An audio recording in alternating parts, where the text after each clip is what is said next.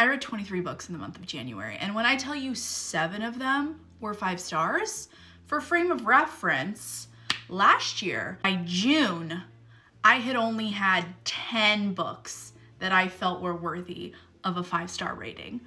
First month of the year, we have 7? I just felt like I was pumping out banger after banger after banger.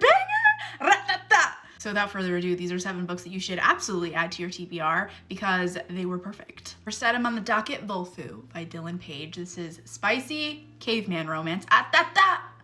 Do not judge until you've read it yourself, but start with Row, okay? Because it is a series, they're interconnected. Technically, you could read it as a standalone, but Row is 5 stars as well. If you love primal kink, if you love like Tarzan and just like rugged mountain men, you're gonna be obsessed. The Path to Loving Him by Megan Quinn. This may be one of the best books she has ever written. It had humor, it had tons of spice, but it also was like emotional. The narration, if you're an audiobook girly, was fantastic. The Ballad of Never After, this series was so good. It is a trilogy. I gave book 1 5 stars. This is book 2, 5 stars. Book 3, I gave 4.5. It was still so good, but there were just a few things that I would tweak to make the series as a whole perfection, but still so enjoyable.